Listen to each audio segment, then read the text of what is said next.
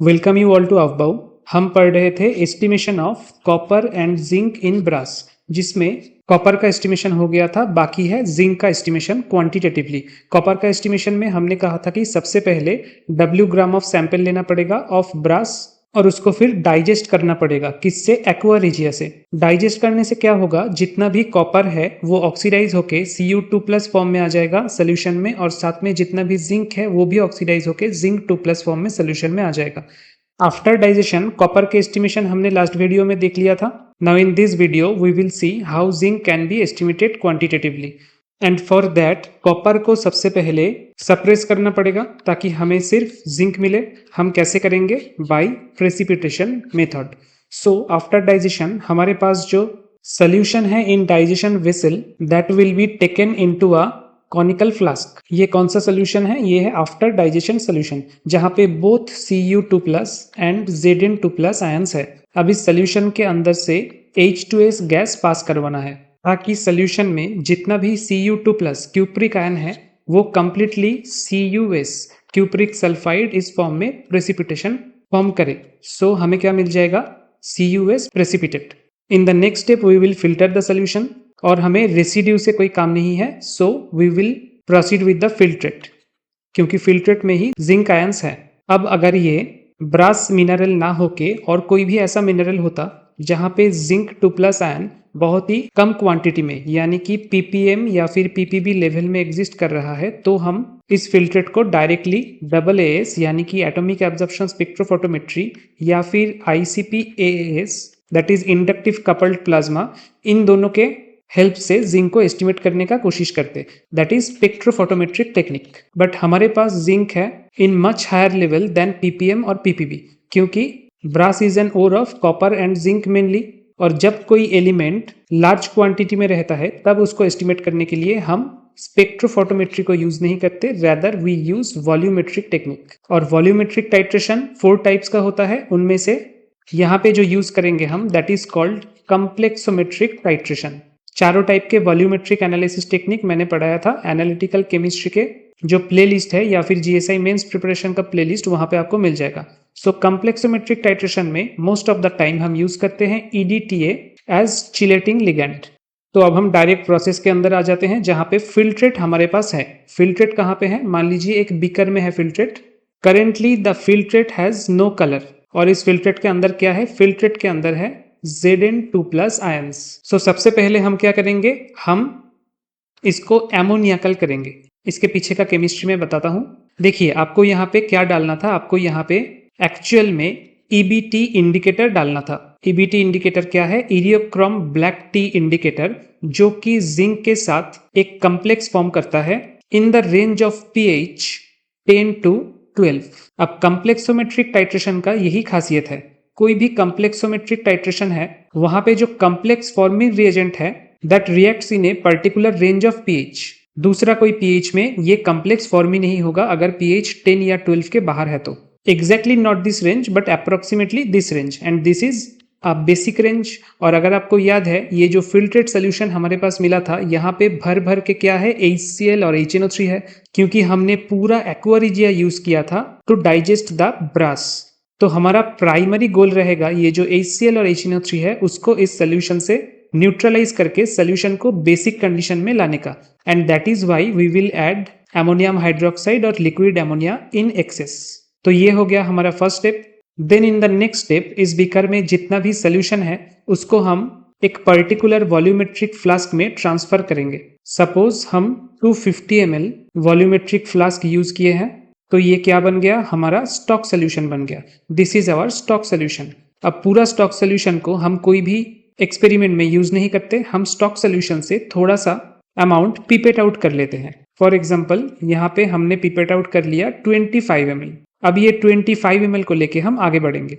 तो हमारे पास अभी क्या है? हमारे पास एक बीकर में 25 ml सोल्यूशन है जहां पे Zn2+ आयन एग्जिस्ट कर रहा है और जिसका pH है in the range of 10 to 12। और उसको श्योर करने के लिए हम कभी कभार एमोनिया बफर भी ऐड कर देते हैं। एमोनिया बफर जिसका रेंज 10 to 12 के अंदर है उसको भी हम ऐड करते हैं ताकि pH मेंटेन रहे। Now we will add from a dropping bottle EBT indicator dropwise in the solution. अब EBT इंडिकेटर नॉर्मली है किस कलर का? नॉर्मली ब्लू कलर का है EBT indicator, but in the presence of pH range 10 to 12 ये कौन सा colour form करता है? Wine red colour. क्यों? वाइन रेड कलर के लिए ये खुद अकेले रिस्पॉन्सिबल नहीं है, जिंक आयन भी उसके साथ रिस्पॉन्सिबल है, क्योंकि जिंक आयन के साथ EBT का जो कॉम्प्लेक्स फॉर्म होता है that is of wine red colour in that particular pH range. तो इसके रिगार्डिंग रिएक्शन आपको जानना है। Normally, the indicator EBT is expressed as HD2-, which has a blue color. But in the presence of Zn2+ ion, it forms a wine red color complex, that is Znd-।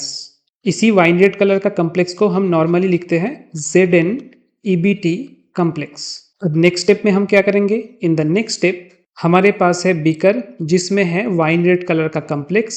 Now we need to take a burette जिसके अंदर हम EDTA solution को fill up करेंगे और ये EDTA होना चाहिए non molar concentration का। Suppose the molar strength of EDTA solution is M1। तो ये जब हम ऊपर से ड्रॉप वाइज ऐड करेंगे और साथ ही साथ एक ग्लास रॉड के साथ हमें सोल्यूशन को विगोरसली शेक करना पड़ेगा ताकि रिएक्शन फास्ट हो और हमें एंड पॉइंट सही से पता चले। तो EDTA के ड्रॉप ऐड करने के बाद एग्जैक्टली सोल्यूशन में चेंज क्या हो रहा है? सोल्यूशन में हमारे पास था Zn EBT कम्प्लेक्स Znd- और EDTA को हम रिप्रेजेंट करते हैं बाई H2Y2-। EDTA एक्चुअली क्या है? Ethylene diamine tetraacetate. So if we draw the structure, आप अगर स्ट्रक्चर का 4 कॉर्नर में देखोगे तो आपको 4 O- that is acetate anion दिखाई देगा।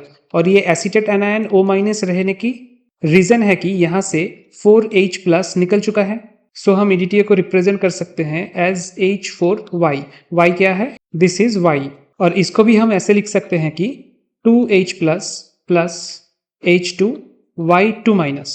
तो वही वाला फॉर्म ऑफ EDTA हमने यहाँ पे यूज किया है। तो सोल्यूशन में EDTA ऐड करते ही जो Zn EBT कम्प्लेक्स है वहां से जिंक आयन डिटच होके EDTA के साथ जुड़ जाएगा। और इसका रीजन क्या है? रीजन ये है कि हर एक कम्प्लेक्स का एक स्टेबिलिटी कांस्टेंट होता है। So the stability constant of Zn EDTA is much more higher than the stability constant of Zn EBT।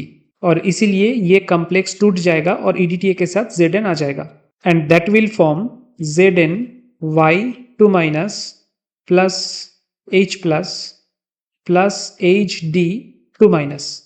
So reaction जब कंप्लीशन पे चला जाएगा that is eight the and point, जब सब Zn EBT कम्प्लेक्स टूट के Zn EDTA कम्प्लेक्स फॉर्म कर चुका है तो सोल्यूशन में क्या बचेगा? सोल्यूशन में बचेगा HD2-। अब आप ऊपर देखिए इसके पिछले रिएक्शन, वहां पे हमने देखा था HD2- is actually EBT indicator और ये कौन सा कलर शो करता है? Blue colour. So at the end of titration आखिरी ड्रॉप पे हमें ब्लू कलर देखने को मिलेगा फ्रॉम वाइन रेड।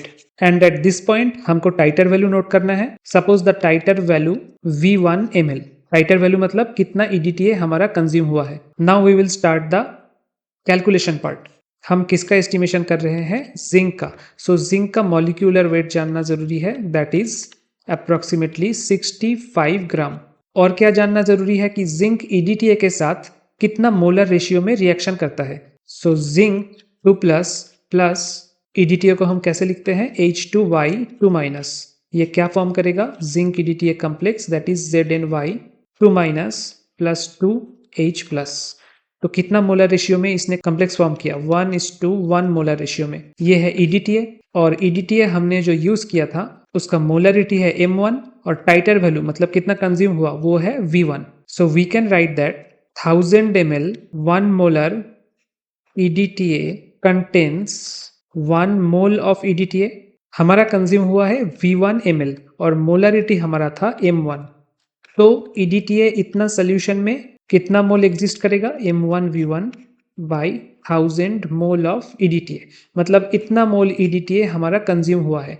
तो हमने जब देखा है कि 1 मोल जिंक को कंज्यूम करने के लिए एग्जैक्टली 1 मोल EDTA हमें चाहिए, तो M1V1 बाई 1000 मोल EDTA को कंज्यूम करने के लिए कितना मोल EDTA चाहिए? That is exactly M1V1 by 1000 mole of zinc. इतना मोल जिंक चाहिए। और अगर आपको याद है हमने 25 ml सोल्यूशन लिया था, वहां पे ये सब कंप्लेक्सोमेट्रिक टाइट्रेशन परफॉर्म किया था। सो 25 ml सोल्यूशन कंटेन्स इतना मोल ऑफ जिंक। तो स्टॉक सोल्यूशन कितना है? स्टॉक सोल्यूशन था हमारा 250 ml।